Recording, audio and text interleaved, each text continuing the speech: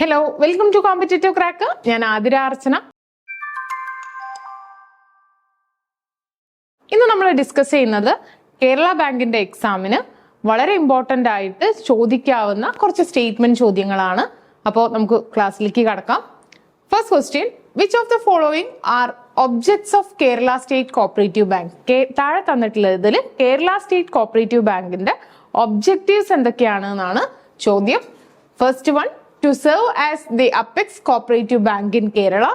Second one, to finance district cooperative bank and other cooperative institution. Third one, to raise funds from members, non-members and governmental bodies. Fourth one, to lend money to individuals on the security of fixed deposit and other approved securities. അതായത് കേരള ബാങ്കിന്റെ, നമ്മുടെ Kerala state cooperative ബാങ്കിന്റെ brand name ആണ് Kerala bank എന്നുള്ളത്. നമ്മളുടെ short term and medium term credit സ്ട്രക്ചറിൽ വരുന്ന apex society ആണ്, അല്ലെങ്കിൽ അപ്പെക്സ് ബാങ്ക് ആണ് കേരള ബാങ്ക് എന്ന് പറയുന്നത്. അപ്പൊ കേരള ബാങ്കിന്റെ ഒബ്ജക്റ്റീവ്സ് എന്ന് പറയുന്നത് ഇതെല്ലാം കേരള ബാങ്കിന്റെ ഒബ്ജക്റ്റീവ്സിൽ ഉൾപ്പെട്ടതാണ്. അപ്പെക്സ് ബാങ്ക് ആയിട്ട് പ്രവർത്തിക്കുന്നു. അതുപോലെ തന്നെ ഡിസ്ട്രിക്ട് കോപ്പറേറ്റീവ് ബാങ്കുകൾ ഉണ്ടായിരുന്നപ്പോൾ അവരെയും, അതുപോലെ തന്നെ മറ്റു സഹകരണ സ്ഥാപനങ്ങൾക്കും അസിസ്റ്റൻസ് പ്രൊവൈഡ് ചെയ്യുന്നു. മെമ്പേഴ്സിനും നോൺ മെമ്പേഴ്സിനും ഗവൺമെന്റ് ബോഡീസിനും ഫണ്ടുകൾ റേസ് ചെയ്യുന്നു.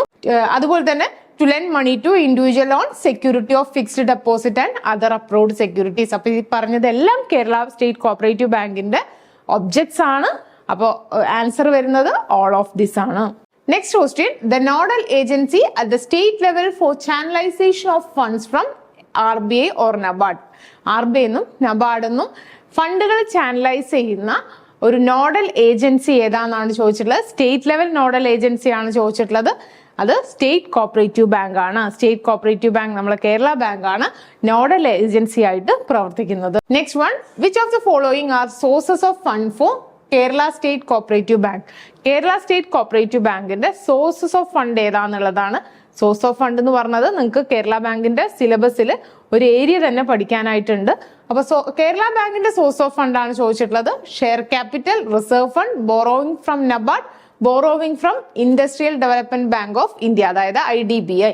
അപ്പോൾ സോഴ്സ് ഓഫ് ഫണ്ടിൽ വരുന്ന കേരള സ്റ്റേറ്റ് കോപ്പറേറ്റീവ് ബാങ്കിന്റെ സോഴ്സ് ഓഫ് ഫണ്ടിൽ വരുന്നത് ഷെയർ ക്യാപിറ്റലും അതുപോലെ തന്നെ റിസർവ് ഫണ്ടും നബാർഡിൽ നിന്നുള്ള ബോറോവിങ്സും IDBI എന്നുള്ള ബോറോവിങ്സും ഇതിന്റെ സോഴ്സ് ഓഫ് ഫണ്ട് ആണ്.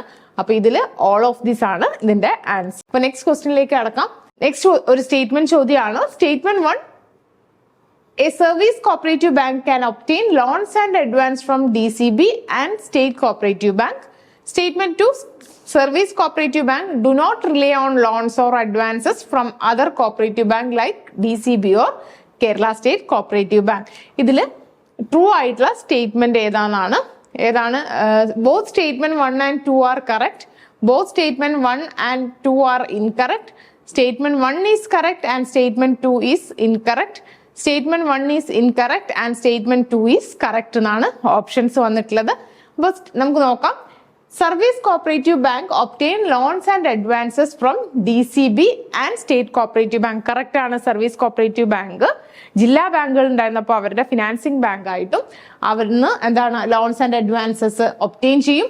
അതുപോലെ തന്നെ കേരള ബാങ്കിൽ നിന്നും ഫണ്ടുകൾ അല്ലെങ്കിൽ ലോൺസ് ആൻഡ് അഡ്വാൻസസ് ഒബ്റ്റെയിൻ ചെയ്യും. സ്റ്റേറ്റ്മെന്റ് 2 പറയുന്ന ഇതിന്റെ നേരെ ഓപ്പോസിറ്റ് ആണ്.